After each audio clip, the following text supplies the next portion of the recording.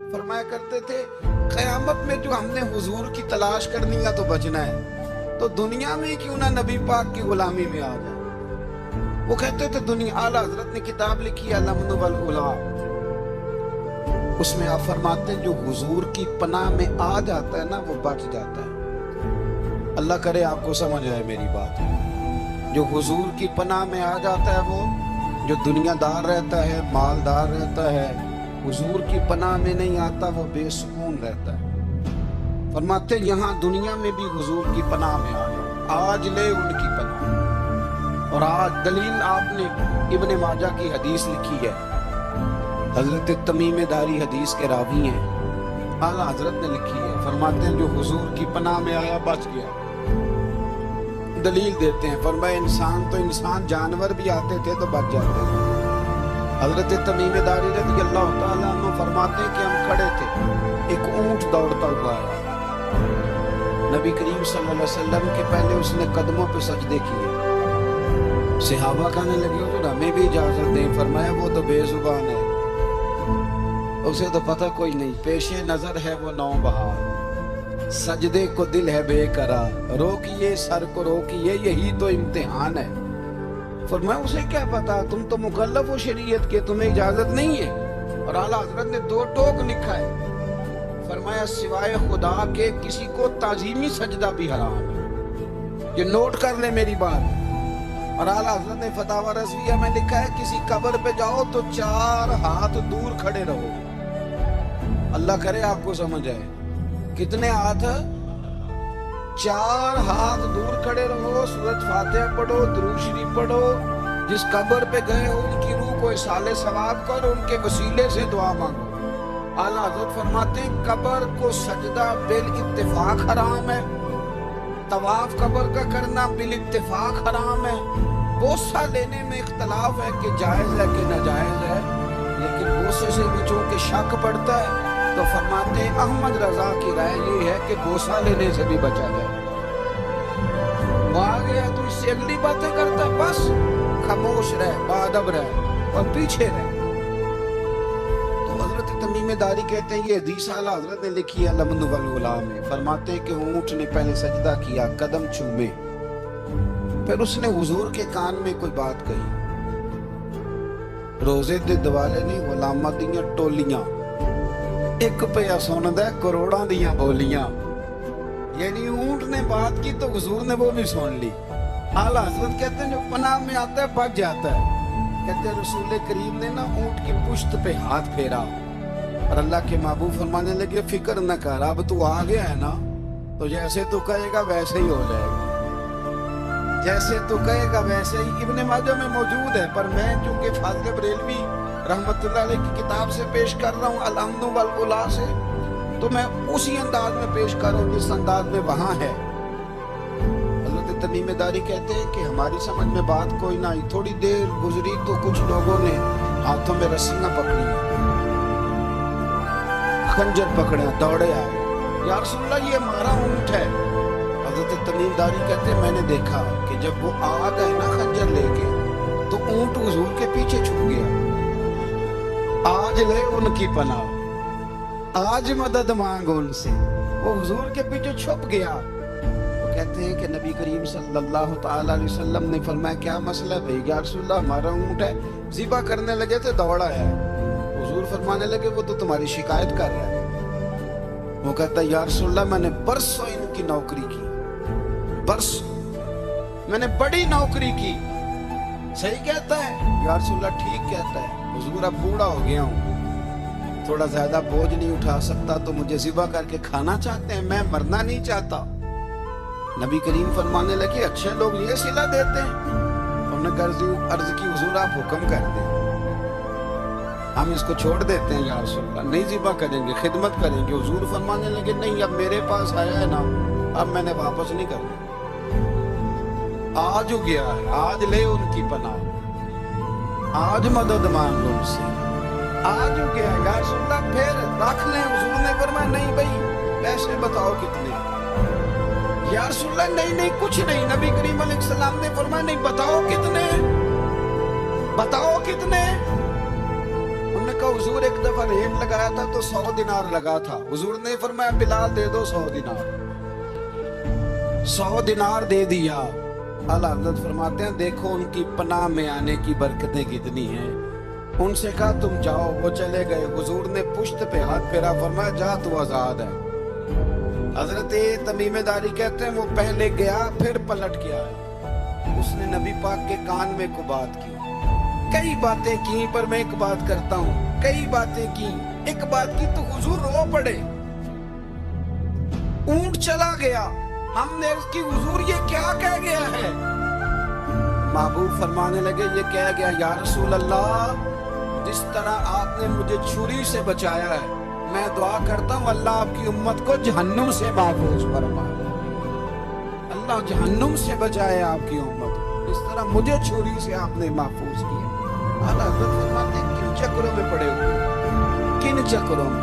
पैसों की पनाह लेते हो, ओहदों के पीछे छुपते हो, दौलत के पीछे छुपते हो, ताल्लुकात के पीछे छुपते हो, और मैं मुसीबत आएगी तो ये सारे हट जाएंगे।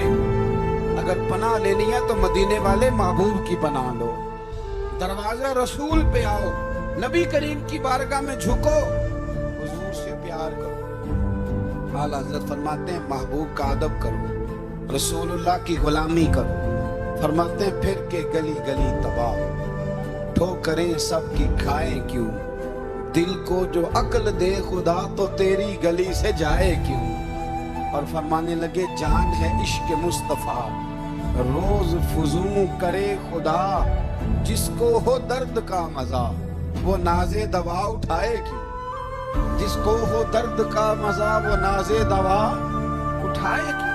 उन्होंने महबूब करीम की मोहब्बत का पैगाम दिया, सहाबा की मोहब्बत का, बोलिए सहाबा की मोहब्बत का पूरी किताब लिखी हजरत सिद्दीक़ अकबर जनाब उमर के फज़ाइल पर।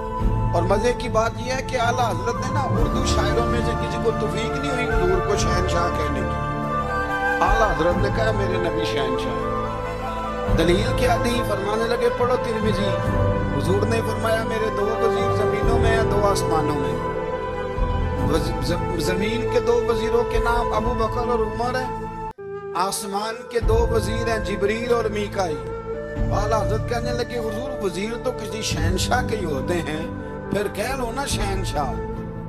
तो फिर फरमाने लगे हाजियो आओ शहनशाह का रोजा देखो, हाजियो आओ शहनशाह का रोजा देखो। काबा तो देख चुके अब काबे का भी काबा देखो, काबा तो देख चुके अब काबे का भी, गौर से सुन तो रजा काबे से भी आती है सदा, मेरी आंखों से मेरे प्यारे का रोजा देखो। आला हज़रत ने सारी जिंदगी और सहाबाए किराम की बात की, अहले बैत की बात की, औलिया की बात की, सूफिया की बात की, दिफा किया सबका, सबके शानों में लिखा, उम्मत को बतलाया कि अपने बुजुर्गों से जुड़े रहोगे तो बचे रहो। आला हज़रत ने तंज करने से, तनकीद करने से, बिला वजह गलतियां निकालने से और एक दूसरे पर लान तान करने से हमें बचने को कहा। आला हज़रत फरमाते हैं कोई इल्म अगर आ जाए ना तो उसका माना ये नहीं कि सबको जाहिल समझ लेना चाहिए। समझ आ रही है मेरी बात की? हम जिस शोबे में भी होते हैं ना सामने वाले को अनपढ़ ही समझते हैं। मौलवियों के बारे में बाद लोगों का ख्याल है कि ये पता नहीं कौन सी मखलूक है, इनको क्या पता दुनियादारी का। मैं सही कह रहा हूँ। इसी तरह जो मेरे शोबे से ताल्लुक रखने वाले लोग हैं वो कहते हैं शायद सारे ताजर 2 नंबर तरीके से ही माल कमाते हैं। ये हो नहीं सकता, ऐसा हो नहीं सकता। हमें ना दूसरों की अहमियत की खबर रखनी चाहिए। हमें एक दूसरे से प्यार, हम तंज करते हैं, तनकीद करते हैं। फाजिल बरेलवी मना करते थे, आप फरमाते ये तरीका दुरुस्त है। हम जब गलतियां निकालने पे जाते हैं तो माज़अल्लाह इतना ऊपर बन जाते हैं कि माज़अल्लाह सुम्मा माज़अल्लाह अल्लाह रसूल तक पहुंच जाते हैं। आला हज़रत के ज़माने में एक शख्स ने कह दिया नबी पाक का ख्याल आए तो नमाज टूट जाती है। अकल है ना कि जहां मर्जी ले जाओ। वो कहने लगा जी मैंने खालिस अल्लाह के लिए पढ़ी है ना फलसफा जी, नबी पाक का ख्याल आए तो नमाज। आला हज़रत फरमाने लगे तो बड़ा ही पागल है। जब तू कहेगा अस्सलामु अलैका अय्युहन नबी, ख्याल आएगा कि नहीं? फरमाने लगे तू बड़ा ही नादान है, जब तू कहेगा अल्लाहुम्मा सल्ली अला मुहम्मदिन व अला, ख्याल आया कि नहीं आया? फरमाने लगे तू नबी पाक की बात करता है, नमाज में तो अब्बा अम्मा का भी ख्याल आता है। रब्बना अग़फ़िरली वाली वालिदैया। फरमाने लगे अगर रब्बे के ख्याल से नहीं टूटती तो मदीने वाले के ख्याल से कैसे टूट गई? फरमाने लगे बड़ा ही बेवकूफ है तू। आला हज़रत फरमाने लगे तू कहते है हुजूर का ख्याल आए तो टूट जाती है। फरमाने लगे जब तक हुजूर का ख्याल आए ना नमाज होती ही नहीं। जब तक हुजूर का ख्याल ना आए नमाज होती ही नहीं, सवाल ही नहीं पैदा होता। लोगों ने कहा जनाब वो किस तरह? तो आला हज़रत फरमाने लगे अल्लाह ने कहा कुरान में वाक़ई सलात नमाज पढ़ो, ये नहीं बताया कितनी पढ़नी है, और ये भी नहीं बताया फजर की कितनी पढ़नी है, ये भी नहीं बताया जोहर की, ये भी नहीं बताया क़याम कैसे करना है, हमें ये भी नहीं बताया रुकू कैसे करना है। हमें पता कैसे पता चला? जब सहाबा ने कहा ना रब कहता है नमाज पढ़े तो कैसे पढ़े? तो हुजूर फरमाने लगे सल्लू कमा रअयतुमूनी उसल्ली, नमाज उस तरह पढ़ो करो जिस तरह मुझे पढ़ते हुए देखते हो। तो कहा ये तो कैसी अजीब बात कर रहा है कि नबी करीम सल्लल्लाहु अलैहि वसल्लम का ख्याल आए। और फिर बड़ी मजेदार बात, एक शख्स ने आला हज़रत से आके ना उस जमाने में ना एक आर्या मजहब होता था, अब अल्लाह का शुक्र है वो कोई नहीं। अब वैसे जो बड़े नए नए मजहब निकल आए, जो आदमी जितना पढ़ जाता है माज़ अल्लाह को एक नई बात ही शुरू कर देता है, और जो अनोखी बात करे उसके पीछे रश भी ज्यादा हो जाता है। स्टाइल जरा हटके हो ना जी तो जरा माहौल जल्दी बन जाता है। तो वो आर्या मजहब था, तो वो एक आर्या आ गया आला हज़रत के पास, आके कहने लगा कि फर्ज की अहमियत ज्यादा है कि सुन्नत की? तो आला हज़रत फरमाने लगे भाई अहमियत तो फर्ज की ज्यादा है। तो कहने लगे आपका वुजू तो फिर सुन्नत से शुरू होता है। वुजू में पहला फर्ज है मुंह धोना, और आप सबसे पहले हाथ धोते हैं, ये भी सुन्नत। नाक में पानी डालना ये भी, कुल्ली करना ये भी। मेरी बात की समझ आ रही?